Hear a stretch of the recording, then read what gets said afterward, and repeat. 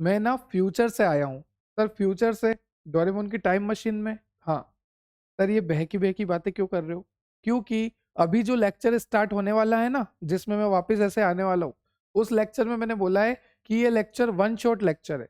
जहाँ पर मैंने आपको मोनोफिजिक लिक्विड शुरू भी करा है और ख़त्म भी करा है, पर वो लेक्चर बहुत ही ज़्यादा लेंदी हो गया है, 1 घंटा 20 मिनट का हो गया है।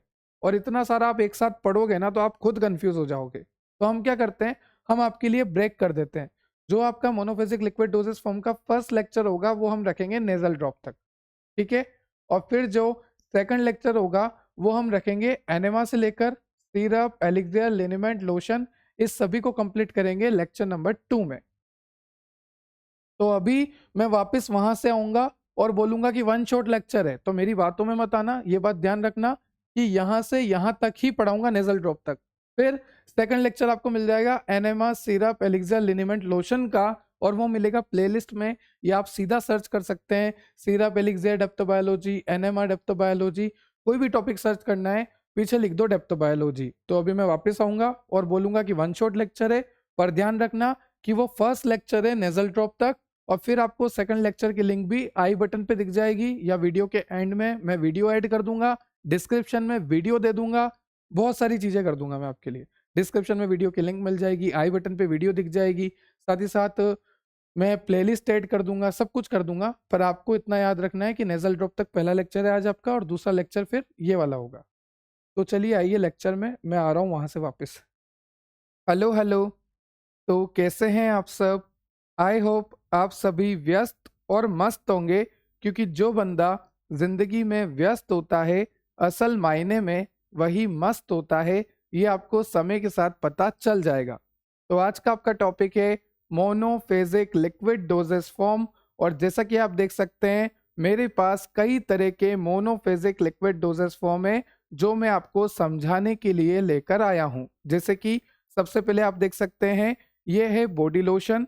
बॉडी लोशन के बाद आप देख सकते हैं दिस इज माउथ वॉश। उसके बाद मेरे पास है ईयर ड्रॉप, मेरे पास है नेजल ड्रॉप, है ना? ये सभी क्या हैं? ये सभी मोनोफेजिक लिक्विड डोजेस फॉर्म है। साथ ही साथ और भी कई तरह के मोनोफेजिक लिक्विड डोजेस फॉर्म होते हैं, जैसे लोशन, लिनीमेंट, सिरप, एलिक्सियर, गार्गल, और इसके साथ नेजल स्प्रे, एनेमा, ये सारे क्या हैं? मोनोफेजिक लिक्विड डोजेस फॉर्म है। तो हमने स्टार्ट करा था बी फार्मेसी। क्या बात है सर, बहुत नई बात बता दी। बी फार्मेसी स्टार्ट करा है, ठीक है। बी फार्मेसी में फर्स्ट सेमेस्टर में फार्मास्यूटिक्स, फार्मास्यूटिक्स में हमने पढ़ा था यूनिट नंबर 1। हाँ जी सर, अच्छे से याद है। History and development of pharmacy, pharmacy as a career, Indian pharmacopoeia, British pharmacopoeia, United State pharmacopoeia, extra pharmacopoeia. उसके बाद यूनिट नंबर 1 का लेक्चर नंबर 1 कवर करने के बाद यूनिट नंबर 1 का हमने स्टार्ट करा था लेक्चर नंबर 2, जहां पर हमने देखा था डोजेस फॉर्म, है ना? और डोजेस फॉर्म में हमने देखा था कि कई तरह के अलग अलग डोजेस फॉर्म होते हैं on the basis of physical appearance. हमने देखा था सॉलिड, लिक्विड, गैसियस। तो डोजेस फॉर्म हमने देखा था solid doses form, liquid doses form, gaseous doses form. तो जब हमने लिक्विड डोजेस फॉर्म को देखा था तो वहां पर हमने देखा था कि एक होते हैं मोनोफेजिक लिक्विड डोजेस फॉर्म और एक होते हैं बाईफेजिक लिक्विड डोजेस फॉर्म। फिर हमने मोनोफेजिक का मतलब देखा था कि यहाँ पर मोनोफेजिक, मोनो का मतलब सिंगल, एक, फेज का मतलब फेज, तो यहाँ पर एक सिंगल फेज का सॉल्यूशन होता है, इसलिए इसको बोलते हैं मोनोफेजिक लिक्विड डोजेस फॉर्म। एक सिंगल फेज यहाँ पर होता है, होमोजीनियस फेज यहाँ पर होता है, ठीक है, होमोजीनियस होता है। वहीं अगर बात करूं बाईफेजिक लिक्विड डोजेस फॉर्म, तो नाम से पता लग रहा बाईफेजिक, यहाँ पर दो फेज होते हैं, ठीक है। जैसे कि आपकी अगर एग्जांपल की बात करूं तो आपका जो इमल्शन होता है, आपका जो सस्पेंशन होता है, यहाँ पर दो तरह के फेज प्रेजेंट होते हैं। जैसे इमल्शन में होता है ऑयल और वाटर, और सस्पेंशन में होता है आपका डिस्पर्स पार्टिकल और आपका डिस्पर्जन मीडियम, है ना? या फिर आप बोल लीजिए कंटिन्यूअस फ्लो वाला मीडियम। तो सस्पेंशन और इमल्शन होते हैं बाईफेजिक लिक्विड डोजेस फॉर्म, और मोनोफेजिक लिक्विड डोजेस फॉर्म का मतलब होता है जहां पर सिंगल फेज हो, एक ही फेज हो, होमोजीनियस फेज हो उसे कहते हैं मोनोफेजिक लिक्विड डोजेस फॉर्म। तो आज के लेक्चर में बहुत ही डिटेल स्टडी करेंगे मोनोफेजिक लिक्विड डोजेस फॉर्म की। अब आप बोलेंगे सर, जब हम बी फार्मेसी में ये फर्स्ट सेमेस्टर में फार्मास्यूटिक्स में यूनिट नंबर 1 लेक्चर नंबर 2 में लिक्विड डोजेस फॉर्म पढ़ चुके हैं, जहां पर हमने मोनोफेजिक पढ़ा, बायफेजिक पढ़ा, तो फिर वापस क्यों पढ़ना पड़ रहा है? बताता हूं। क्योंकि वहां पर हमने सिर्फ देखी थी डेफिनेशन, जैसा कि आप देख पा रहे हैं, जैसे गार्गल हो गया, माउथ वॉश हो गया, थ्रोट पेंट हो गया, ईयर ड्रॉप हो गया, nasal drop, enema, syrup, elixir, liniment, lotion, हमने देखी थी इन सब की डेफिनेशन।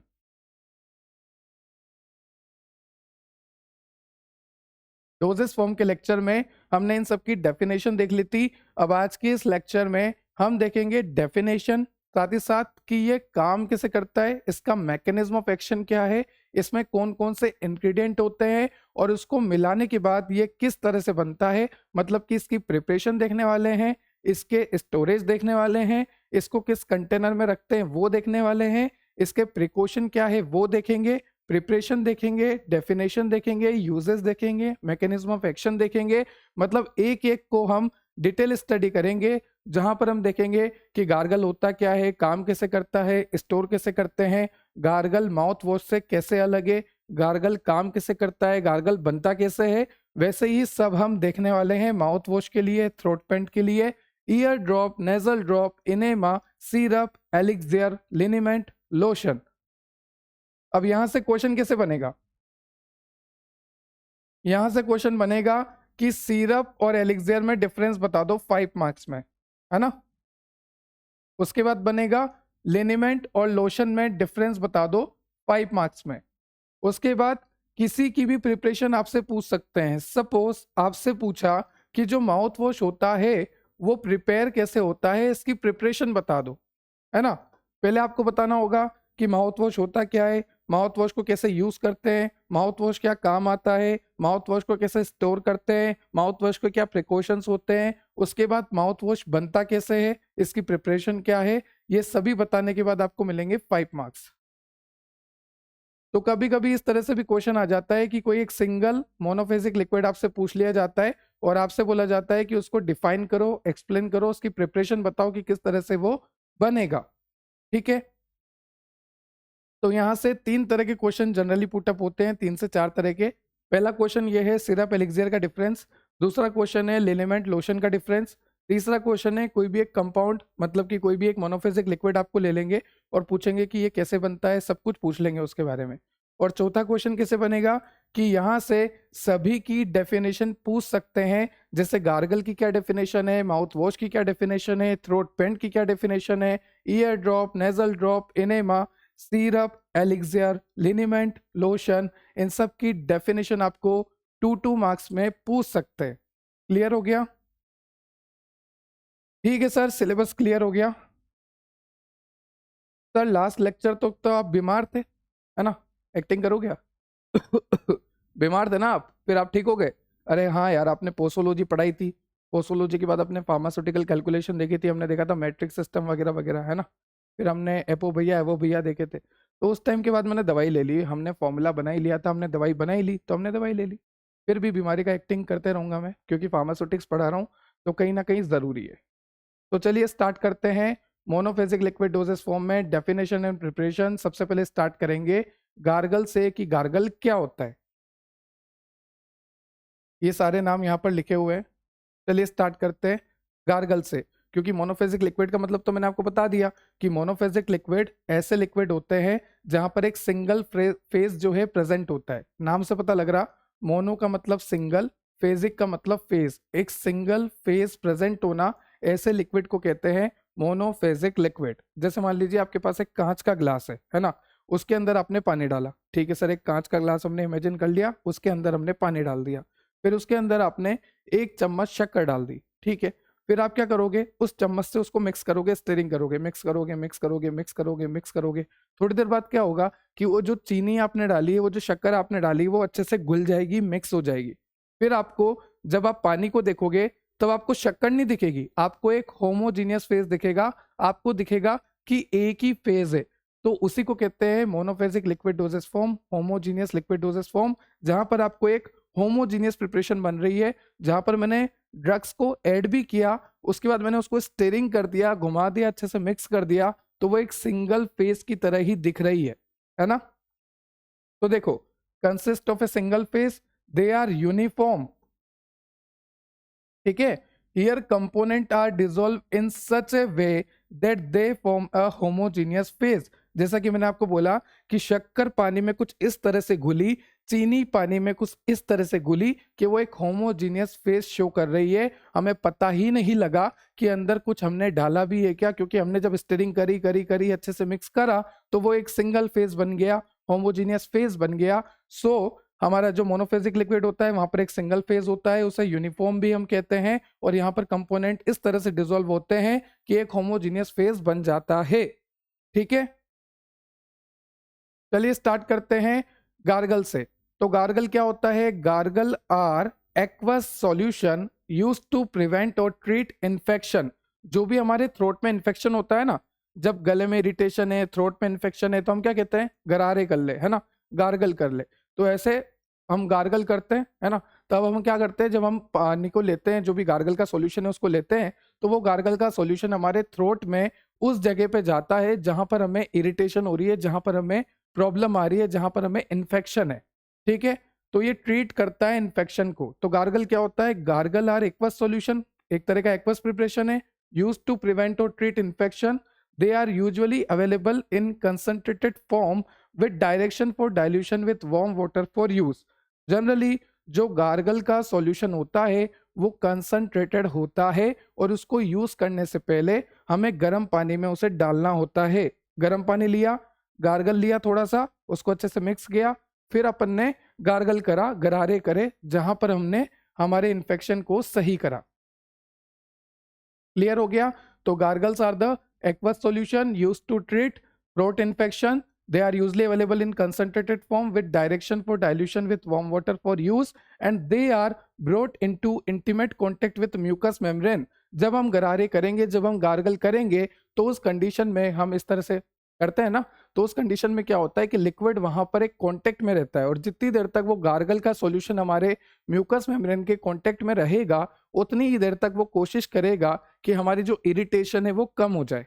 यहाँ पर लिखा हुआ है, देखो मैं आपको पढ़ के बताता हूं, ध्यान से सुनना। They are brought into intimate contact with mucous membrane of throat and allowed to remain in contact with it few seconds before they are thrown out of mouth। सीधी सी बात है, गरारे करने आप सबको पता है, मैं क्या आपको नया सिखाऊंगा। आपने गार्गल लिया, गार्गल को आपने गर्म पानी में डाला, उसको डाइल्यूट किया, अच्छे से मिक्स किया, फिर आपने उसे लिया, म्यूकस मेम्ब्रेन पे टच होने दे रहे हैं, कांटेक्ट में आने दे रहे हैं, आप गरारे कर रहे हैं, है ना, करके गरारे कर रहे हैं। उसके बाद क्या होगा, जैसे आपको लगेगा कि हाँ मुझे बाहर थूक देना चाहिए, तो आपने उसे थूक दिया, निकाल दिया मुंह से। तो वही सारा लिखा हुआ है कि thrown out of the mouth after few second, थोड़ी देर के लिए हमने रखा, कांटेक्ट में रखा, फिर हमने बाहर निकाल दिया। They are use to relieve soreness in mild throat infection. जब भी हमें पेनफुल सेंसेशन होती है, जब भी हमें थ्रोट में इन्फेक्शन होता है, थ्रोट में इन्फेक्शन होने की वजह से पेनफुल सेंसेशन होती है, उसे कहते हैं सोरनेस। तो पेनफुल सेंसेशन को कम कर देता है गार्गल। ठीक है, क्लियर हो गया गार्गल? उसके बाद लिखा है फिनोल और thymol is used as a anti bacterial agent in gargle. अगर आपसे पूछे कि गार्गल में कौन कौन से एंटी बैक्टीरियल एजेंट होते हैं, तो गार्गल में फिनोल और थाइमोल होते हैं, जो कि एंटी बैक्टीरियल होते हैं, साथ ही साथ माइल्ड एनास्थेटिक इफेक्ट भी देते हैं। एंटी बैक्टीरियल का मतलब होता है बैक्टीरिया को कम करने वाला, ठीक है, और माइल्ड एनास्थेटिक का मतलब होता है कि थोड़ा सा शांति प्रोवाइड करने वाला, एनास्थेटिक इफेक्ट देने वाला, ठीक है। तो ये सारी बातें क्लियर हो गई, गार्गल क्लियर हो गया, डेफिनेशन क्लियर हो गई, क्या क्या होता है क्लियर हो गया, एंटीबैक्टीरियल कौन होते हैं, फिनोल और थाइमोल। फिर लिखा है gargle is use to treat or prevent throat infection. जैसा कि आपको मैंने बता दिया कि गार्गल से क्या होता है, थ्रोट इन्फेक्शन सही होता है। पर अगर मैं बात करूं माउथ वॉश की, देखो अगर मैं बात करूं माउथ वॉश की, जो कि लिस्ट्रिन माउथ वॉश है, इसको भी मैं थोड़ा सा डाइल्यूट करके ही लेता हूं, है ना। तो जब मैं माउथ वॉश का यूज करता हूं, तो माउथ वॉश से क्या होता है कि फ्रेश ब्रेथ, मतलब कि मेरी जो मुंह में से बदबू आनी होती है वो बंद हो जाती है। साथ ही साथ प्रिवेंट कैविटीज, अगर मेरे दांतों में कुछ कैविटीज होने के खतरे होते हैं तो वो बच जाते हैं। और गम डिजीज से मैं फाइट कर सकता हूँ, तो इसके बहुत सारे फायदे हैं, है ना। गम डिजीज से फाइट कर सकते हैं, कैविटीज से बच सकते हैं, जो बदबू आती है मुंह से वो दूर हो जाती है। तो ऐसा नहीं है कि तुम बदबू दूर करने के लिए इसको यूज करो, if you know what I mean. ठीक है, क्लियर हो गया। तो अगर आपको कोई पूछे कि गार्गल और माउथ वॉश में क्या फर्क है, तो आप बोल देना कि गार्गल को क्या करते हैं हम, थोड़ी देर तक कांटेक्ट में रखते हैं और फिर थूक देते हैं, और गार्गल जो है थ्रोट इन्फेक्शन के लिए काम आता है। पर वहीं अगर बात करें माउथ वॉश की, तो माउथ वॉश तो हमारी बदबू को दूर करने में, हमारे गम्स को बचाने में और कैविटीज ना होने देने में काम आता है। क्लियर। उसके बाद लिखा है गार्गल के एग्जाम्पल, जैसे कि आपका फिनोल गार्गल हो गया और KClO3 गार्गल हो गया। अब अगर स्टोरेज की बात करें कि गार्गल को कैसे स्टोर करके रखते हैं, तो gargle should be dispense in clear fluted glass बोतल। फ्लूटेड का मतलब होता है ऐसी बोतल जिसमें वर्टिकल ग्रूव्स हो, है ना, वर्टिकल ग्रूव्स हो। तो हम बात करते हैं गार्गल को कैसे रखा जाता है, गार्गल का स्टोरेज देखते हैं। तो gargle should be dispense in clear fluted glass बोतल, कलर्ड बोतल are required to used if gargle need protection from sunlight. देखो, गार्गल को रखा हमने, कलर्ड बोतल रखी। कैसी बोतल रखी? कलर्ड बोतल। क्यों रखी कलर्ड बोतल? क्योंकि अगर हमें सनलाइट से प्रोटेक्शन चाहिए, सनलाइट से गार्गल खराब हो जाता है, तो सनलाइट से प्रोटेक्शन चाहिए, तो सनलाइट से प्रोटेक्शन के लिए हमने गार्गल की कलर्ड बोतल रखी। आप देख सकते हैं ये रहा।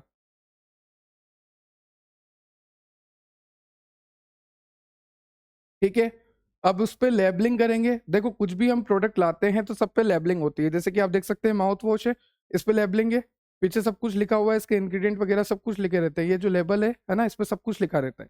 तो ये जो लेबलिंग होती है ना, यहाँ पर लिखा हुआ है गार्गल की लेबलिंग के ऊपर, external use only, not to be swallowed. आपको सिर्फ एक्सटर्नल यूज के काम लेना है, मतलब कि आपको थोड़ी देर कॉन्टेक्ट में रखना है और फिर थूक देना है, इसको निगलना नहीं है।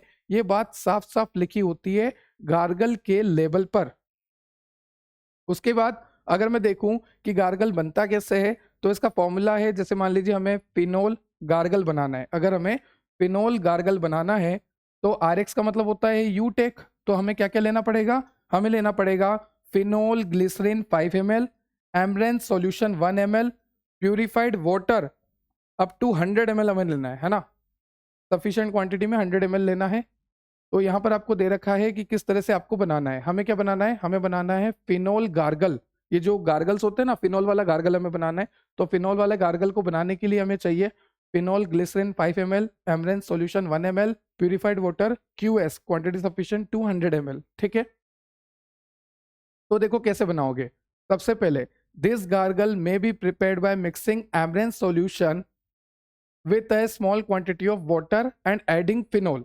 यहाँ पर आपने वाटर लिया, क्लोरोफॉर्म लिया, इसमें एमरेंस सॉल्यूशन को मिक्स कर दिया। जो भी थ्योरी है उसको मैंने इस तरह से रिप्रेजेंट किया है, the gargle may be prepared by mixing amaranth solution. तो आप देख सकते हैं ये जो एमरेंस सॉल्यूशन है इसको हम मिक्स कर रहे हैं। तो मिक्स किसको कर रहे हैं? एमरेंस सॉल्यूशन को मिक्स कर रहे हैं। किस में मिक्स कर रहे हैं? 1% weight by volume in chloroform water. ये क्लोरोफॉर्म वाटर है, ठीक है, with A small quantity of water.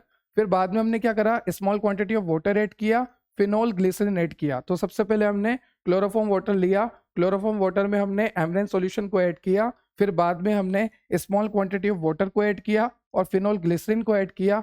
Finally हमने उसे स्टीरिंग करी। क्या करी? स्टीरिंग करी, उसे अच्छे से मिक्स किया। एंड जो भी वॉल्यूम हमें चाहिए था, जैसे मान लीजिए 400 ml बना, पर हमें चाहिए था 500 ml, तो हमने वॉल्यूम मेकअप कर दिया। बचे हुए वॉल्यूम को प्यूरिफाइड वाटर से हमने वॉल्यूम मेकअप कर दिया और फाइनल प्रोडक्ट हमारा तैयार हो गया। तो इस तरह से आपको बनाना होता है। जैसे मान लीजिए कोई भी थ्योरी आती है ना, तो अपने डायग्राम्स बनाओ मन में, ताकि आपको याद रहेगा। देखो ये कितना इजी हो गया। देखो आप खुद देखो कि क्लोरोफॉर्म वाटर लिया, एमरेंस सॉल्यूशन को मिक्स किया, फिर हमने small quantity of water add किया, फिर हमने फिनोल ग्लिसरीन ऐड किया, फाइनली हमने उसमें स्टीरिंग करी, स्टीरिंग करी, स्टीरिंग करी, और लास्ट में जो भी वॉल्यूम मेकअप हमें करना था, हमने प्यूरिफाइड वाटर से वॉल्यूम को मेकअप कर दिया। ठीक है, ये यहाँ पर लिखा है देखो।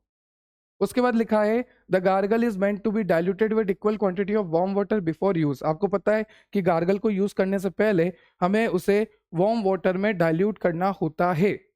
अब इसके यूजेस देखो, गार्गल का यूज है एंटी बैक्टीरियल इफेक्ट देता है, बैक्टीरिया को सही करता है, एस्ट्रिंजेंट इफेक्ट देता है, कट कटे हुए, अगर अभी कोई आपको कट वगैरह लगा है अंदर थ्रोट में, कुछ इन्फेक्शन हुआ है जिसकी वजह से कट वगैरह है, तो उसको सही करेगा, साथ ही साथ माइल्ड एनेस्थेटिक इफेक्ट देता है।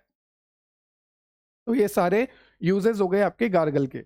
अब वार्निंग भी लिखी रहती है, जो लेवल होता है ना, जैसे यहाँ पर लिखा रहता है कि इसको डाइल्यूट करके यूज करो, इसको कहाँ पे स्टोर करना है, सनलाइट से दूर रखना है, इसको निगलना नहीं है, इसको थूक देना है, ये जितनी भी चीजें लिखी है इसके साथ वार्निंग भी लिखी रहती है। क्या लिखा रहता है देखो, read the instruction on the label carefully, avoid contact with I और नोज। ऐसा नहीं है कि गार्गल को आप आंखों और नाक के कॉन्टेक्ट में आने दे रहे हो, इसको आपको आंख और नाक के कॉन्टेक्ट में नहीं आने देना है।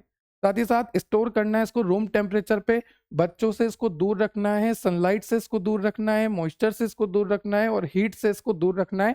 तो ये पूरा गार्गल हमने देखा कि इसको स्टोर कहाँ पे करते हैं, इसको यूज कैसे करते हैं, इसमें कौन कौन से इंग्रेडिएंट होते हैं, किस तरह से हम फिनोल गार्गल को प्रिपेयर करते हैं, क्या क्या उसमें इंग्रेडिएंट होते हैं, उस इंग्रेडिएंट को हम कैसे कैसे मिक्स करते हैं। फाइनली हमने देखा गार्गल के क्या क्या यूजेस होते हैं, और इस तरह से हमने गार्गल को कंप्लीट कर लिया। ठीक है, हाँ ठीक है सर, गार्गल तो हो गया, आगे चलते हैं। चलिए, फिर आता है माउथ वॉश। अब जैसा कि मैंने आपको पहले भी बताया, जो माउथ वॉश होता है वो क्या काम आता है, माउथ वॉश सर मुंह की बदबू को दूर कर देगा, ठीक है, कैविटीज से प्रिवेंट करता है, ठीक है, गम की हेल्थ को मेंटेन रखता है, बिल्कुल सही है ना। तो ये माउथ वॉश आपको यूज करना चाहिए, हफ्ते में 3 बार तो मिनिमम करना ही चाहिए। चलिए, तो यहाँ पे लिखा है these are aqueous solution with a pleasant taste to clean deodorise the buccal cavity. हमारी बकल कैविटी को साफ करने के लिए, उसकी बदबू को दूर करने के लिए हम यूज करते हैं mouth wash. Mouth wash have refreshing, antiseptic and antibacterial activity, prevent halitosis. ध्यान से सुनना, जो माउथ वॉश होता है वो रिफ्रेशिंग होता है, तरोताजा सांसें देता है, एंटीसेप्टिक प्रॉपर्टी होती है, एंटीबैक्टीरियल प्रॉपर्टी होती है, साथ ही साथ हेलिटोसिस को प्रिवेंट करता है, मतलब कि मुंह से गंदी बदबू आने को रोकता है, प्रिवेंट करता है। तो जब मुंह से गंदू बदबू आती है उसे कहते हैं हेलिटोसिस। तो हेलिटोसिस को भी ये प्रिवेंट करता है। उसके बाद लिखा है they may also contain alcohol, glycerine, synthetic sweetener, surfactant, flavouring and colouring agent. हमारा जो माउथ वॉश होता है वहां पर आपको अल्कोहल भी मिलेगा, ग्लिसरीन भी मिलेगा, सिंथेटिक स्वीटनर भी होते हैं, सर्फेक्टेंट भी होता है, फ्लेवरिंग एजेंट भी होता है, कलरिंग एजेंट भी होता है। ये सारे एजेंट्स आपको देखने को मिलेंगे आपके माउथ वॉश में। अगर मैं एग्जाम्पल की बात करूं तो जैसे compound sodium chloride mouthwash, zinc chloride mouth wash and fluoride mouth wash, अलग अलग तरह के माउथ वॉश होते हैं। जैसे कि आपका जिंक क्लोराइड माउथ वॉश, जैसे कि आपका fluoride mouth wash, compound sodium chloride mouth wash, तो अलग अलग तरह के माउथ वॉश होते हैं। आगे चलते हैं। नेक्स्ट आपको दे रखा है कि इसको स्टोर कैसे करेंगे। तो माउथ वॉश को हमेशा कूल एंड ड्राई प्लेस पे स्टोर करना होता है, और इसको हमेशा डिस्पेंस करना होता है एक क्लियर फ्लूटेड बोतल में। जैसा कि आप देख सकते हैं ये जो बोतल है एकदम क्लियर है ना, क्लियर फ्लूटेड बोतल में इसको स्टोर करना होता है माउथ वॉश को। ठीक है, देखो निकाल लिया बाहर, है ना। चलिए, अब लेबलिंग की बात करें तो इस पे लिखा होता है साफ साफ, for external use only and proper prescription for diluting the mouth wash, है ना। पूरा एक प्रॉपर होना चाहिए प्रिस्क्रिप्शन कि किस तरह से आपको माउथ वॉश को डाइल्यूट करना होता है। अब अगर आपको कोई भी माउथ वॉश बनाना है तो माउथ वॉश बनाने के लिए यहाँ पर फॉर्मूला लिखा है। जैसे मान लीजिए आपको zinc sulphate and zinc chloride mouthwash बनाना है। कौन सा mouthwash, zinc sulphate and zinc chloride mouthwash बनाना है। तो आपको कैसे बनाना होगा, सबसे पहले आपको लेना होगा zinc sulphate 20 gram, zinc chloride 10 gram, dilute hydrochloric acid 10 ml। उसके बाद लेना है compound tartrazine solution 10 ml and chloroform water to produce 1000 ml। Finally हम क्या करेंगे, क्लोरोफॉर्म वाटर को ऐड कर देंगे टू प्रोड्यूस 1000 ml। तो ये सारे इंग्रेडिएंट हमें चाहिए होते हैं अगर आपको जिंक सल्फेट और जिंक क्लोराइड का माउथ वॉश बनाना होता है तो। अब देखो कैसे बनेगा। द प्रिपरेशन में be made by dissolving zinc sulphate and zinc chloride in small quantity of chloroform solution. हमें क्या लेना है, सबसे पहले क्लोरोफॉर्म का सॉल्यूशन लेना है, ठीक है। स्मॉल क्वांटिटी में क्लोरोफॉर्म का सॉल्यूशन लेना है। जब हमने स्मॉल क्वांटिटी में क्लोरोफॉर्म का सॉल्यूशन लिया उसमें हमें ZnS और ZnCl को ऐड करना है, मतलब कि जिंक सल्फेट ZnS है ना, और जिंक क्लोराइड मतलब ZnCl। तो ZnS और ZnCl को हमें ऐड करना है स्मॉल क्वांटिटी ऑफ क्लोरोफॉर्म में। जैसा कि आप देख पा रहे हैं, इमेज से बहुत अच्छे से समझ में आ रहा होगा कि ये क्लोरोफॉर्म है, स्मॉल सॉल्यूशन है, स्मॉल क्वांटिटी में है। यहाँ पर आपने ZnS मतलब कि जिंक सल्फेट को ऐड कर दिया और जिंक क्लोराइड को भी ऐड कर दिया और इसको अच्छे से डिसॉल्व कर दिया। ठीक है, to this is added dilute hydrochloric acid and compound tartrazine. अब हमने क्या करा, क्लोरोफॉर्म लिया स्मॉल क्वांटिटी में, ये दोनों को ऐड कर दिया। उसके बाद हमने डाइल्यूट HCl को भी ऐड कर दिया। डाइल्यूट HCl को ऐड करने के बाद हमने कंपाउंड टेट्राजिन सॉल्यूशन को भी ऐड कर दिया और फाइनल जो वॉल्यूम था उसको मेकअप कर दिया वाटर से। ठीक है सर, बहुत इजी है। क्लोरोफॉर्म ले लिया स्मॉल क्वांटिटी में, जिंक क्लोराइड जिंक सल्फेट डाल दिया, उसके बाद हाइड्रोक्लोरिक एसिड डाल दिया, फिर हमने डिटर्जेंट डाल दिया और फाइनल वॉल्यूम हमने मेकअप कर दिया पानी से। ठीक है, अब एक बात बताता हूं कि ये जो जिंक सल्फेट हम डाल रहे हैं, ये जो जिंक क्लोराइड हम डाल रहे हैं, ये जो टेट्राजिन हम डाल रहे हैं, ये क्यों डाल रहे हैं, इसका काम क्या है माउथ वॉश में। तो देखो, zinc sulphate and zinc chloride included in the preparation act as a astringent. ये जो जिंक सल्फेट है, जिंक क्लोराइड जो हम डाल रहे हैं, ये एस्ट्रिंजेंट की प्रॉपर्टी रखते हैं। फिर chloroform water act as a flavouring agent, और ये जो क्लोरोफॉर्म वाटर है, क्लोरोफॉर्म सॉल्यूशन है, ये फ्लेवरिंग एजेंट का काम करता है। उसके बाद टेट्राजिन जो है, वाइल हम कह सकते हैं टेट्राजिन की बात करें तो ये कलरिंग की काम करता है, कलर प्रोवाइड करता है। तो यहाँ पर आपको लिखा हुआ है, देखो, zinc sulphate and zinc chloride included in the preparation act as astringent. उसके बाद chloroform water act as a flavouring agent. साथ ही साथ ये क्लोरोफॉर्म वाटर जो होता है act as a preservative also. Flavouring agent का तो काम करेगा ही करेगा, उसके साथ प्रिजर्वेटिव का भी काम करता है क्लोरोफॉर्म का सॉल्यूशन। और अगर बात करूं टेट्राजिन की, तो ये कलर प्रोवाइड करता है। Zinc sulphate usually contain a small amount of oxychloride. अब ध्यान से सुनना, बहुत इंपॉर्टेंट बात है। हमने क्या लिया था ऊपर, क्लोरोफॉर्म का स्मॉल क्वांटिटी का सॉल्यूशन, उसमें हमने क्या ऐड किया, यहाँ पे जिंक सल्फेट है ना, ZnS ऐड किया। तो ZnS में क्या होता है, जिंक सल्फेट में, zinc sulphate usually contain a small quantity of oxychloride. Zinc sulphate में स्मॉल क्वांटिटी में ऑक्सीक्लोराइड होता है। अब जब हम जिंक सल्फेट ऐड कर रहे हैं ना, तो जिंक सल्फेट ऐड कर रहे हैं तो उसके साथ क्या ऐड हो रहा है, ऑक्सीक्लोराइड भी ऐड हो रहा है, क्योंकि जिंक सल्फेट में स्मॉल अमाउंट में ऑक्सीक्लोराइड होता है। तो जब हम जिंक सल्फेट ऐड करेंगे तो उसके साथ ऑक्सीक्लोराइड भी ऐड हो रहा है, और ऑक्सीक्लोराइड अगर इस सॉल्यूशन में गया जिंक सल्फेट के साथ, तो ये सॉल्यूशन जो है टर्बिड हो जाता है, धुंधला हो जाता है। कैसा हो जाता है, धुंधला, टर्बिड। पर सर आपने तो बोला कि माउथ वॉश एकदम क्लियर होना चाहिए, एकदम क्लियर, है ना। तो ये धुंधला तो हमें दिख नहीं रहा है, ये तो एकदम क्लियर है। तो फिर यहाँ पे धुंधला हो जाएगा, तो इसको सही कैसे करें। इसको सही करने के लिए हम डालते हैं डाइल्यूट हाइड्रोक्लोरिक एसिड। तो ये जो हम डाइल्यूट हाइड्रोक्लोरिक एसिड डाल रहे थे ना, ये देखो, to this is added dilute hydrochloric acid. ये डाइल्यूट हाइड्रोक्लोरिक एसिड हम इसीलिए डाल रहे थे कि जब हमने जिंक सल्फेट डाला तो जिंक सल्फेट के साथ गया ऑक्सीक्लोराइड, जिसकी वजह से हमारा जो माउथ वॉश है, उसका जो सॉल्यूशन है वो टर्बिड हो गया, धुंधला हो गया। पर हमें पता है कि माउथ वॉश तो एकदम क्लीन होता है, किसी भी तरह से धुंधला नहीं दिखता है। तो इस धुंधलेपन को दूर करने के लिए हमने हाइड्रोक्लोरिक एसिड डाला डाइल्यूट अमाउंट में। जैसे ही हम डाइल्यूट अमाउंट में हाइड्रोक्लोरिक एसिड डालते हैं तो टर्बिडिटी मतलब कि धुंधलापन दूर हो जाता है। मजा आ गया कंसेप्ट से, है ना। ठीक है, ये सारा कंसेप्ट हमें क्लियर हो गया, किसको क्यों डाल रहे हैं, क्यों डाल रहे हैं, सब पता लग गया। आगे चलते हैं। नेक्स्ट है आपका थ्रोट पेंट, सॉल्यूशन और डिस्पर्जन ऑफ वन और मोर एक्टिव इंग्रेडिएंट।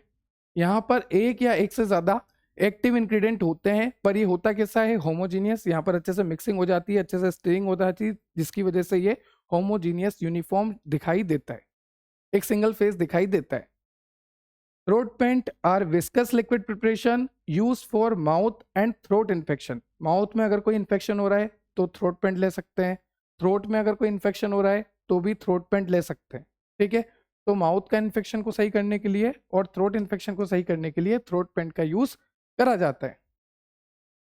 नेक्स्ट आपको दे रखा है, यहां पर ग्लिसरीन ऐड करते हैं और ग्लिसरीन का बहुत ही इंपॉर्टेंट रोल होता है। जैसे कि glycerine prolong the action of medicament. जो भी ड्रग हम यहाँ पर डाल रहे हैं, उस ड्रग का एक्शन लंबा कर देना, अच्छा कर देना, वो काम होता है ग्लिसरीन का। तो ग्लिसरीन जो है प्रोलोंग कर देता है, एक्शन को बढ़ा देता है, जो भी मेडिकामेंट हमारे थ्रोट पेंट के अंदर होता है। तो थ्रोट पेंट में ग्लिसरीन क्यों डाला जाता है? क्योंकि ग्लिसरीन क्या करता है, जो भी मेडिकामेंट थ्रोट पेंट में है उसके एक्शन को और अच्छा कर देता है, उसके इफेक्ट को प्रोलोंग कर देता है। Next, glycerine also provide sweet taste to preparation. साथ ही साथ ग्लिसरीन आपके थ्रोट पेंट में डाला इसलिए भी जाता है क्योंकि वो एक स्वीट टेस्ट देता है। ठीक है, glycerine is commonly used as a base because being viscous. और अगर आपको थ्रोट पेंट को विस्कस करना है तो विस्कोसिटी मेंटेन करने के लिए भी ग्लिसरीन डाला जाता है। तो आप देख सकते हैं ग्लिसरीन का कितना सारा काम हो गया, विस्कोसिटी मेंटेन करने का काम, विस्कोसिटी को बढ़ाने का काम भी ग्लिसरीन का है। साथ ही साथ ग्लिसरीन स्वीट टेस्ट भी प्रोवाइड करता है और एक्शन को प्रोलोंग भी, जो भी मेडिकामेंट थ्रोट पेंट के अंदर है उस थ्रोट पेंट के अंदर के मेडिकामेंट के एक्शन को प्रोलोंग करने का काम भी ग्लिसरीन का ही होता है। चलिए स्टोरेज की बात करें, throat paint should be stored in air tight container and in cool place. कहां पे रखना चाहिए? एयर टाइट कंटेनर में रखना चाहिए, मतलब कि एकदम पैक करके, एकदम एयर टाइट, किसी भी तरह से कोई भी हवा, कोई भी मॉइस्चर, एनवायरमेंट उससे कांटेक्ट में ना आए, एकदम एयर टाइट, है ना। सो एयर टाइट कंटेनर में रखेंगे, कूल प्लेस पे रखेंगे, ठंडी जगह पे रखेंगे। लेबलिंग की बात करें तो थ्रोट पेंट के ऊपर लिखा होता है फॉर एक्सटर्नल यूज ओनली। ठीक है, और मैंने आपको बोला ना कि इसमें ग्लिसरीन डाला जाता है, और मैंने आपको एक रीजन ये भी बताया कि ग्लिसरीन क्या देता है, विस्कोसिटी देता है ना। तो थ्रोट पेंट को विस्कस क्यों बनाते हैं? क्योंकि ये थ्रोट पेंट हमारे थ्रोट के पास जाए और वहां पर अच्छे से कांटेक्ट में आए, क्योंकि विस्कस होगा तो अच्छे से कांटेक्ट में आएगा, अच्छे से कांटेक्ट में आएगा तो अच्छे से सही करेगा, इसलिए इसको विस्कस बनाया जाता है। और फिर इसको बाहर निकाल देना है, ये इंटरनल यूज के लिए नहीं है ना, सिर्फ और सिर्फ एक्सटर्नल यूज के लिए है। Not to be swallowed. Formula की बात करूँ कि कैसे आप थ्रोट पेंट बनाओगे, तो सबसे पहले आपको लेना है potassium iodide 2.5 gram, iodine 1.25 gram, alcohol 4 ml, water 2.5 ml, peppermint oil 0.4 ml, glycerin 100 ml। देखो ग्लिसरीन कितना सारा है, 100 ml हम लेते हैं। क्यों लेते हैं? क्योंकि आपको बहुत सारे रीजन मैंने बता दिए। तो ये सारी चीजें आपको लेनी है। ऐसे याद रखना है, पंडित जी जो है सामग्री इकट्ठा कर रहे हैं क्योंकि हवन करवा रहे हैं। अब जैसे थ्रोट पेंट बनाना है, तो थ्रोट पेंट बनाने के लिए मैंने पंडित जी को बोला कि पंडित जी थ्रोट पेंट बनाना है, तो पंडित जी बोलते हैं सामग्री लिखना शुरू करो। मैंने कहा बोलो। सबसे पहले पंडित जी बोलते पोटेशियम आयोडाइड लेना 2.5 ग्राम, फिर आयोडीन लेना 1.25 ग्राम, अल्कोहल लेना 4 ml, वाटर लेना 2.5 ml, पेपरमिंट ऑयल लेना 0.4 ml, और लास्ट में ग्लिसरीन बहुत जरूरी है, उसको मत भूलना, ग्लिसरीन के बहुत सारे रोल है, ग्लिसरीन ले आना 100 ml। तो ये सारी चीजें बताना है, सारी चीजें लेके आना है, तभी हम क्या बनाएंगे, थ्रोट पेंट बनाएंगे। चलिए, तो अब हम कैसे थ्रोट पेंट बनाएंगे। सबसे पहले dissolve the potassium iodide in water. ये वाटर है, इसमें हमने क्या करा, पोटेशियम आयोडाइड को डिसॉल्व कर दिया, जो भी लिखा है उसका यहाँ डायग्राम बना दिया मैंने। Dissolve the potassium iodide in water. ठीक है, उसके बाद then add iodine and stir until it completely dissolve. ठीक है, सबसे पहले पानी लिया, पानी में हमने क्या डाला, पोटेशियम आयोडाइड। ठीक, फिर हम पानी में पोटेशियम आयोडाइड डालने के बाद इसमें डाला हमने आयोडीन, क्या डाला, आयोडीन, और फिर इसको अच्छे से मिक्स करा, अच्छे से मिक्स करा। तो सबसे पहले पानी लिया, पानी में पोटेशियम आयोडाइड डाला, उसके बाद आयोडीन डाला, आयोडीन डालने के बाद उसे अच्छे से स्टीरिंग करा, मिक्स करा, ताकि वो कंप्लीटली डिसॉल्व हो जाए। ठीक है, फिर एक तरफ तो हमने ये करा, है ना, एक तरफ तो हमने ये करा, दूसरी तरफ हमने क्या करा, एक स्मॉल कंटेनर लिया, दूसरी तरफ हमने एक स्मॉल कंटेनर लिया और वहां पर अल्कोहल है 90%। ठीक है, उसमें हमने डिसॉल्व किया पेपरमेंट ऑयल, क्या डिसॉल्व किया, पेपरमेंट ऑयल। तो दूसरी तरफ हमने एक स्मॉल कंटेनर लिया, स्मॉल कंटेनर में अल्कोहल है 90% और उसमें डिसॉल्व किया पेपरमेंट ऑयल।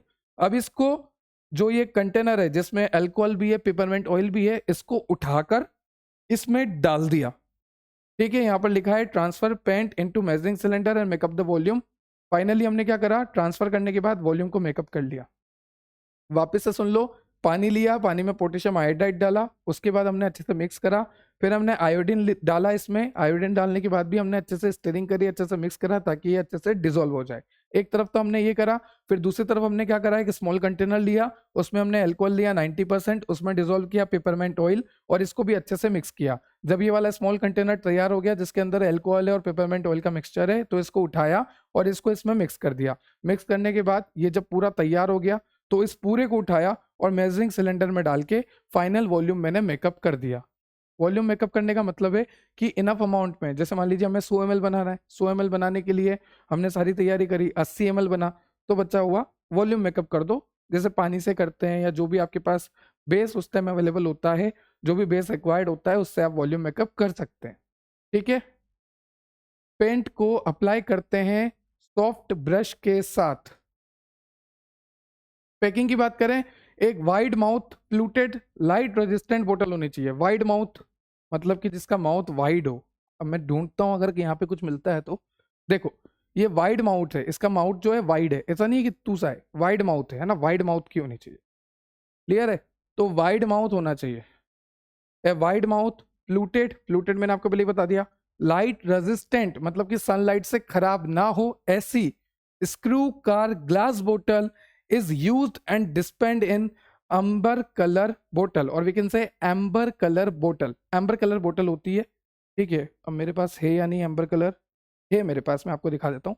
एम्बर कलर बोतल में इसको रखा जाता है आपके सॉल्यूशन को, फाइनल जो भी आपका रिजल्ट आ रहा है। ठीक है, दिस इज, चलिए ये क्लियर हो गया। तो इस तरह से हमने प्रिपरेशन देखी हमारे थ्रोट पेंट की। क्लियर? चलिए अब ईयर ड्रॉप की बात करते हैं। ईयर ड्रॉप में लेके आता हूँ, ये है हमारा ईयर ड्रॉप। ठीक है, ईयर ड्रॉप को कैसे डालते हैं? सर ये कैप हटाओ, हटाने के बाद इस बोतल को स्क्वीज करो, अच्छे से दबाओ, और इसमें से जो बूंद निकलेगी वो सीधा आपके कान में जाएगी। मतलब मेरे को क्या करना पड़ेगा? इसको स्क्वीज करना पड़ेगा, इसको दबाना पड़ेगा। ये प्लास्टिक की है, ये दब जाएगी, है ना। इसको क्या करूंगा मैं? स्क्वीज करूंगा। तो वही सब यहाँ पे लिखा हुआ है। Ear drop are liquid preparation. आपको पता है कि ईयर ड्रॉप कैसा है? लिक्विड प्रिपरेशन है, पहली बात। दूसरी बात, इसको डाला जाता है, इंस्टिल किया जाता है कानों में, पता है आपको। तीसरा, in this preparation the drug is usually dissolve और suspended in a suitable solvent. यहाँ पर इस ईयर ड्रॉप की प्रिपरेशन में जब मैं अंदर देखूंगा तो या तो ड्रग डिजोल्व रहेगी बिल्कुल, या ड्रग जो है सस्पेंडेड रहेगी। पर हम मोनोफेजिक पढ़ रहे हैं, यहाँ पर ड्रग कैसी रहेगी? अच्छे से डिजोल्व रहेगी। तो जब ईयर ड्रॉप को मैं देखूंगा, ईयर ड्रॉप के सॉल्यूशन को मैं देखूंगा, तो यहाँ पर जो ड्रग है वो डिजोल्व रहेगी। ठीक है, कहाँ पर डिजोल्व रहेगी? एक सॉल्वेंट में। वो जो लिक्विड है वो क्या है? सॉल्वेंट में। सॉल्वेंट में ड्रग जो है डिजोल्व रहेगी। कौन कौन सा सॉल्वेंट यूज कर सकते हैं? जैसे कि propylene glycol, polyethylene glycol, glycerol, alcohol and water, और ए मिक्सचर ऑफ दिस। या तो ये सब कर सकते हैं या इसका मिक्सचर कर सकते हैं। इनमें आपकी ड्रग जो है डिजोल्व रहेगी। तो हमने देखा कि हमारा जो ईयर ड्रॉप होता है वो एक लिक्विड प्रिपरेशन है, मोनोफेजिक डोजेस फॉर्म है, साथ ही साथ उसको कानों में डाला जाता है। फिर हमने देखा कि यहाँ पर ड्रग जो है डिजोल्व रहती है। यहाँ पर सुटेबल सॉल्वेंट होता है, जैसे कि propylene glycol, polyethylene glycol, glycerol, alcohol, water, या फिर इनका मिक्सचर भी हो सकता है। ये देखो, ठीक है।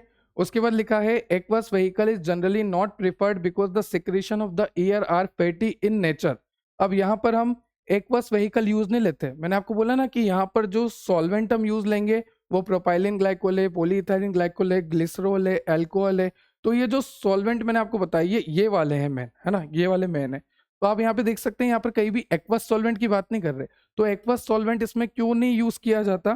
क्योंकि अगर मैं इसको अपने कानों में डालूंगा और अगर इसमें एक्वस सॉल्वेंट होगा तो कानों में क्या है मेरे? वैक्स है, गंदगी है, कानों में मैल है, वैक्स है ना। वो वैक्स कैसा होता है? वो वैक्स होता है फैटी नेचर का। कैसा होता है? फैटी नेचर का। तो एक्वस से बात नहीं बनेगी।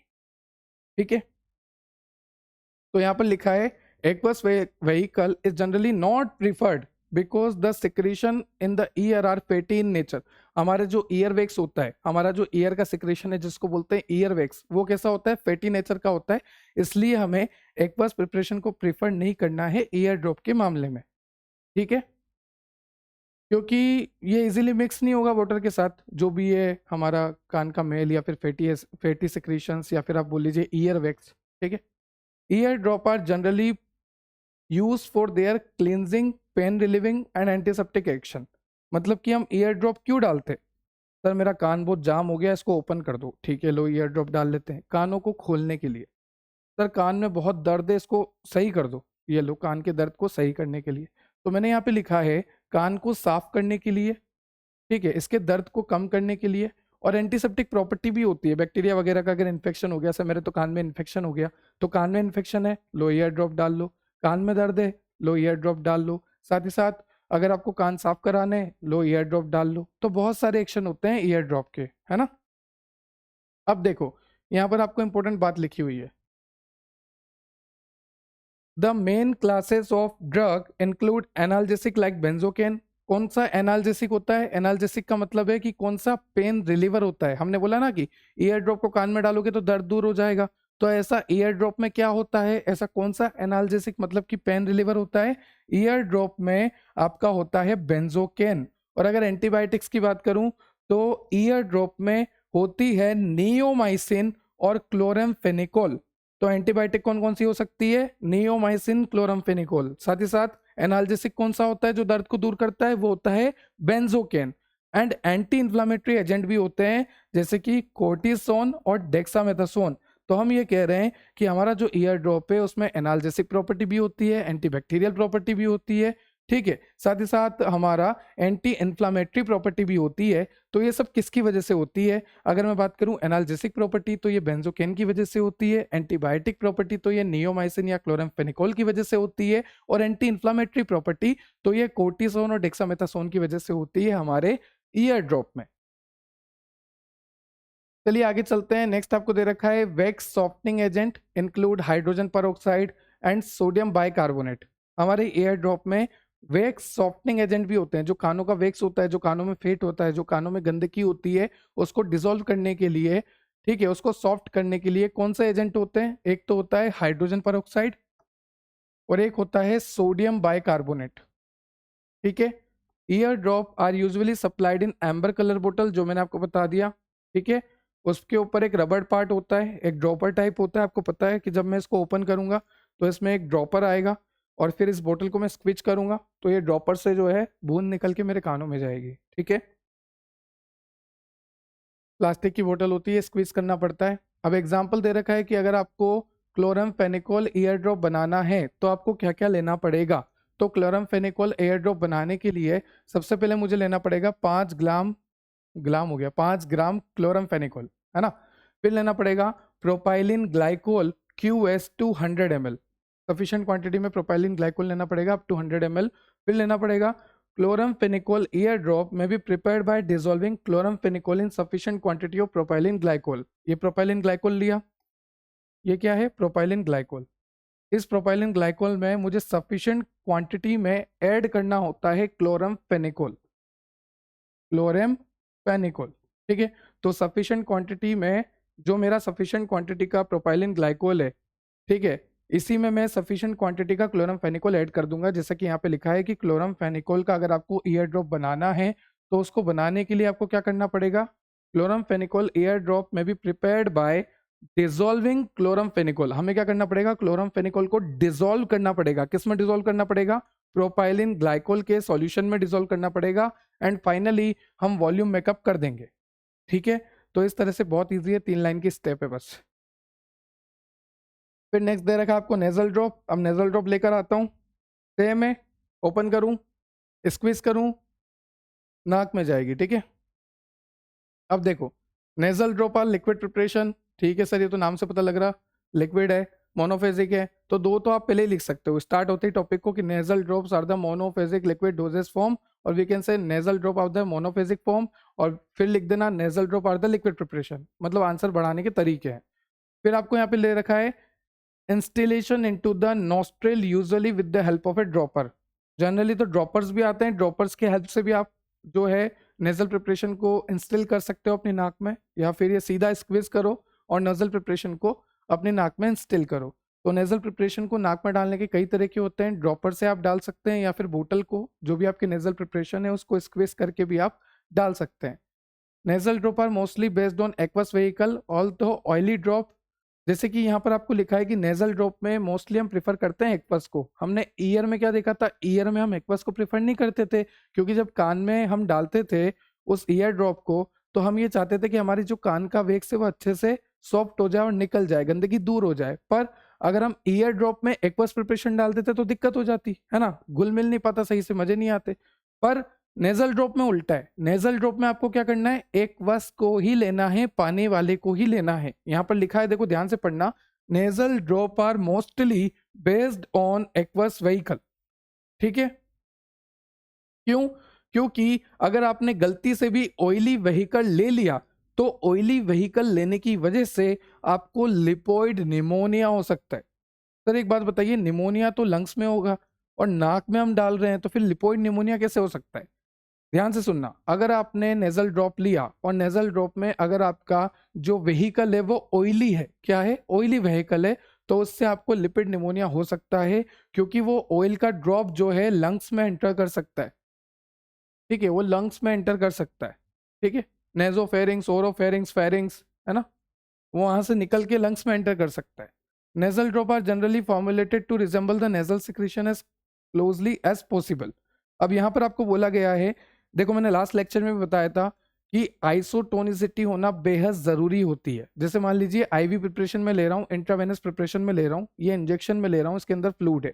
अब इसका जो ऑस्मोटिक प्रेशर है और मेरे ब्लड का जो ऑस्मोटिक प्रेशर है वो सेम होना चाहिए। अगर इसका ऑस्मोटिक प्रेशर सेम है और मेरे ब्लड का ऑस्मोटिक प्रेशर सेम है तो मैं आसानी से इसको ले सकता हूँ। पर अगर जो भी चीज मैं ले रहा हूँ उसका ऑस्मोटिक प्रेशर अगर ज्यादा है तो भी दिक्कत है, उसका ऑस्मोटिक प्रेशर अगर कम है तो भी दिक्कत है। ज्यादा होगा तो बोलेंगे हाइपरटोनिक, कम होगा तो बोलेंगे हाइपोटोनिक। ठीक है, पर दिक्कत है, इरिटेशन होगी, बहुत प्रॉब्लम आएगी, आरबीसी स्वेल हो जाती है किसी केस में, आरबीसी श्रिंक हो जाती है किसी केस में, तो बहुत सारी कंडीशंस आती है, मैंने आपको बताया था लास्ट लेक्चर में। और हमने क्या देखा था कि 0.9% NaCl सॉल्यूशन होना चाहिए। अगर 0.9% NaCl सॉल्यूशन है तो वो आइसोटोनिक होता है, हमारे ब्लड से, हमारे सिस्टमिक सर्कुलेशन से पूरी तरह से आइसोटोनिक होता है ना। तो हमने देखा था कि NaCl के कंसंट्रेशन को चेंज करके हम एक लेवल पे मेंटेन करके हम आइसोटोनिसिटी बना सकते हैं। अगर ज्यादा होगा तो भी दिक्कत है, कम होगा तो भी दिक्कत है। तो यहाँ पर भी वही लिखा है कि जब आप नेजल प्रिपरेशन यूज कर रहे हैं, नेजल ड्रॉप आप जब यूज कर रहे हैं, तो आप ये श्योर हो जाएं कि उसका टोनिसिटी मेंटेन है। देखो, additionally the preparation is made slightly viscous with the help of thickening agent. यहाँ पर हम ये जो आपका नेजल ड्रॉप होता है ना, इसको थोड़ा विस्कस भी बनाते हैं, किसकी मदद से, थिकनिंग एजेंट की मदद से। जैसे कि कई तरह के थिकनिंग एजेंट होते हैं, methyl cellulose to match its viscosity with the help of nasal secretion. मतलब कि हमें क्या करना है कि नेजल सिक्रीशन का जो विस्कोसिटी है और हमारे जो नेजल ड्रॉप है उसकी विस्कोसिटी, दोनों को विस्कोसिटी को मेंटेन करना होता है। जो हमारी नेजल ड्रॉप है इसकी विस्कोसिटी और जो हमारा नेजल सिक्रीशन है इसकी विस्कोसिटी, इन दोनों की विस्कोसिटी को मेंटेन करना होता है। तो नेजल ड्रॉप में हम ऐड करते हैं थिकनिंग एजेंट जैसे कि मिथाइल सेलुलोज, ये जो है विस्कोसिटी को मेंटेन कर देगा। साथ ही साथ हम पीएच को भी मेंटेन करते हैं, टोनिसिटी को भी मेंटेन करते हैं। यहाँ पर मैंने आपको लिखा है, देखो, आइसोटोनिक होना चाहिए, पीएच मेंटेन होना चाहिए, साथ ही साथ विस्कोसिटी भी मेंटेन होनी चाहिए। तो जो भी प्रिपरेशन हम हमारे पोर्ट से दे रहे हैं, ओरिफिस से दे रहे हैं, उस वो मेक श्योर कि वो जो प्रिपरेशन है जब वो हमारी बॉडी के कॉन्टेक्ट में जाएगी तो उसका ऑस्मोटिक प्रेशर, उसका पीएच और उसकी विस्कोसिटी हमेशा मेंटेन रहे as per our body requirement. ठीक है, उसके बाद आपको दे रखा है commercial nasal preparation usually contain decongestant, antibiotic, antihistamine and drug for asthma prophylaxis. यहाँ पर आपको लिखा है कि ये जो नेजल ड्रॉप होते हैं, ये जो नेजल प्रिपरेशन होते हैं, इसमें आपको कौन कौन सी प्रॉपर्टी मिलती है। सबसे पहले डीकंजेस्टेंट वाली प्रॉपर्टी मिलती है कि बंद नाक से तुरंत राहत, डीकंजेस्टेंट, डीकंजेशन, है ना। फिर एंटीबायोटिक प्रॉपर्टी होती है आपके नेजल ड्रॉप्स में, साथ ही साथ एंटीस्टेमिनिक प्रॉपर्टी होती है और ड्रग्स भी होती है जो अस्थमा को सही करे, प्रिवेंट करे। प्रोफाइलेक्सिस का मतलब होता है ट्रीटमेंट फॉर प्रिवेंशन। ठीक है, अब एग्जाम्पल की बात करें तो कौन कौन से नेजल ड्रॉप होते हैं, तो एग्जाम्पल में आपको लिख रखा है एफेड्रिन नेजल ड्रॉप, साथ ही साथ आपको लिखा है फिनाइल एफ्रिन नेजल ड्रॉप। एक तो हो गया एफेड्रिन नेजल ड्रॉप, एक हो गया फिनाइल एफ्रिन नेजल ड्रॉप, फिर हो गया आपका nasal drop are usually supplied in amber colour बोतल। कहाँ पे रखते हैं इसको, एम्बर कलर बोतल में सप्लाई करते हैं जनरली, पर आप देख सकते हैं इसमें भी कर पाएंगे, कोई दिक्कत नहीं है। ठीक है, फिर वही ड्रॉपर क्लोजर होना चाहिए, है ना, या तो बोतल को स्क्वीज कर दो या फिर ड्रॉपर वगैरह होता है उससे ले लो। एग्जाम्पल की बात करें, एफेड्रिन नेजल ड्रॉप, जैसे कि आप देख सकते हैं दो एग्जाम्पल हमने देखे थे, एक तो एफेड्रिन नेजल ड्रॉप, एक हमारा फिनाइल एफ्रिन नेजल ड्रॉप। फिर हमने ये भी देखना है कि इसकी प्रिपरेशन कैसे होती है, क्योंकि हमने सिलेबस में प्रिपरेशन भी ऐड करी है। तो प्रिपरेशन कैसे देखेंगे, एफेड्रिन नेजल ड्रॉप की प्रिपरेशन देखते हैं। तो जब आपको एफेड्रिन नेजल ड्रॉप बनाना है तो हमें सामग्री चाहिए, क्या क्या चाहिए, सबसे पहले एफेड्रिन हाइड्रोक्लोराइड चाहिए, फिर हमें क्लोर ब्यूटोल चाहिए, फिर हमें सोडियम क्लोराइड चाहिए, फिर हमें प्यूरिफाइड वाटर चाहिए, क्वांटिटी सफिशिएंट 200 ml तक। ठीक है, तो ये सारी चीजें हमें चाहिए। देखो नाम से पता लग रहा है एफेड्रिन नेजल ड्रॉप बनाना है तो ऑब्वियसली एफेड्रिन तो चाहिए ही चाहिए। ठीक है, so ephedrine hydrochloride, chlorobutol, sodium chloride and purified water quantity sufficient 200 ml, ये सब हमें चाहिए। उसके बाद the drop may be prepared by first dissolving chlorobutol in small quantity of hot water. सबसे पहले आपको क्या करना है, गर्म पानी लेना है, हॉट वाटर,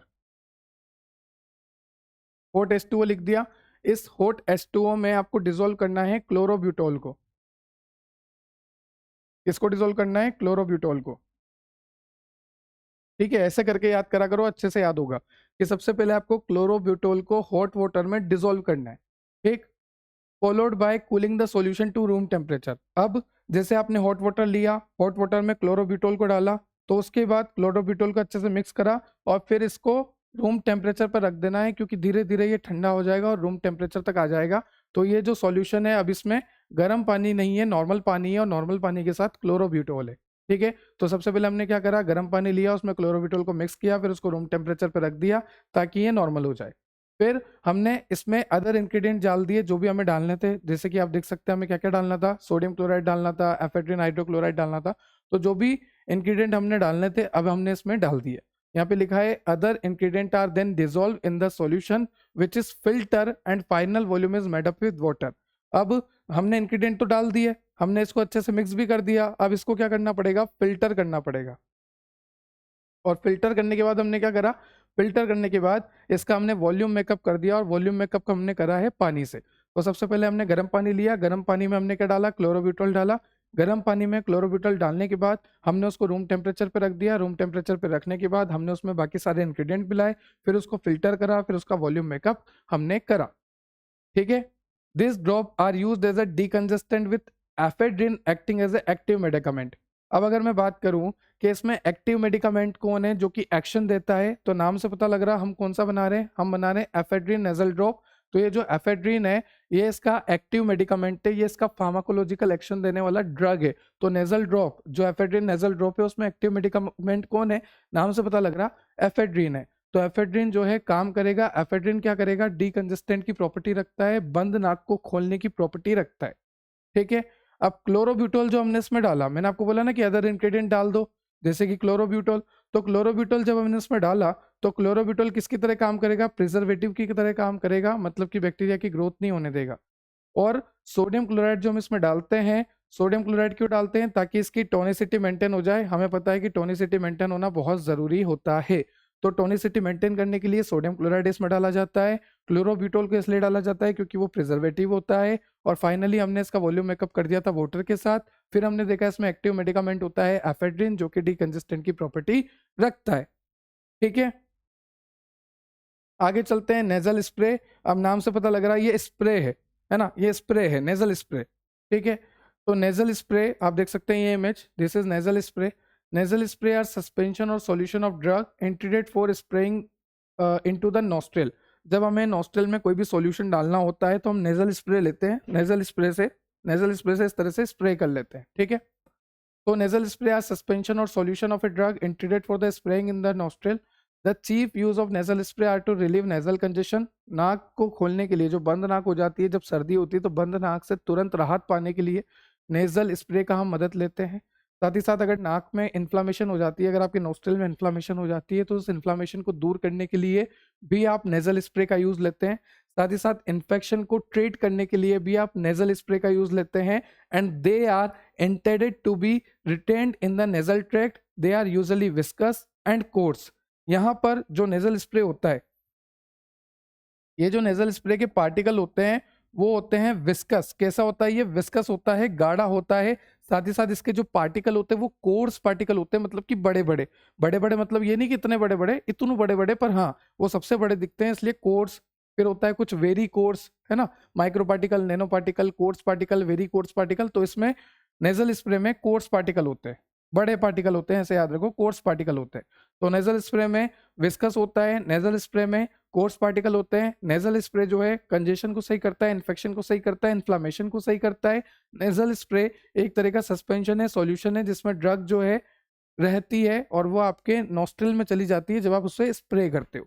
ठीक है, this preparation are usually supplied in pressurise container, जैसे कि प्लास्टिक स्क्वीज बोतल। इनको भी कैसे दिया जाता है, प्लास्टिक स्क्वीज बोतल में ही दिया जाता है। जैसे मान लीजिए नेजल स्प्रे, तो इसको मैं स्क्वीज कर लूंगा इस तरह से मैं स्क्वीज कर लूंगा, ठीक है।